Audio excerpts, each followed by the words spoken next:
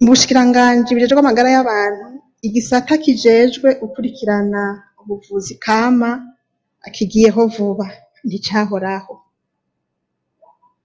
ariko abavuzi kama bakoresha imiti kama burya bamyeho n'abantu usanga bemewe muri communauté akabaza tujya muntu akoresha imiti y'ikirundi kandi aravura. Twebwe mu bushikiranganji ico twakoze nuko hariho urwego rw'abavuzi iyo miti y'ikirundi ruzwi rwashizweho.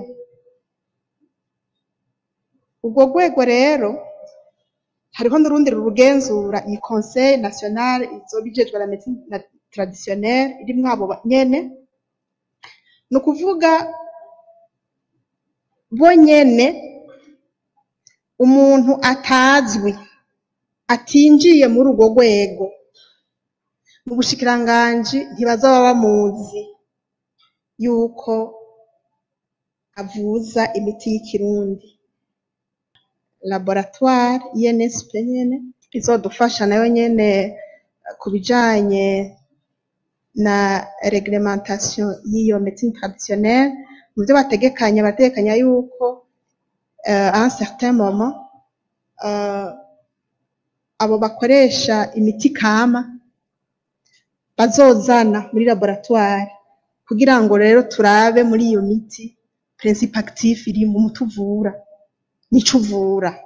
Tumaze no gutera imbere dushobore kubereka tuti kuri uyu muti uvura iki, wewe uzotange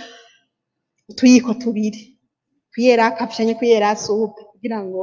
umuntu amenye bijya muhora mwumva bavuga bati la posologie, amenye ibyo atanga kuko uko biri barapfa gutanga ku buhinga bwabo aho bageze, ariko ko baba batanga umuti ukwiye uhuriranye n'iyo ngwara bashaka kuvura biracafise intambwe bikwiye kugera kugira ngo koko ubuvuzi kama bube nyene ubuvuzi buterera, ubuvuzi moderne kugira ngo abarundi bashobore kuvurwa ingwara zimwe zimwe hakoreshejwe imiti kama.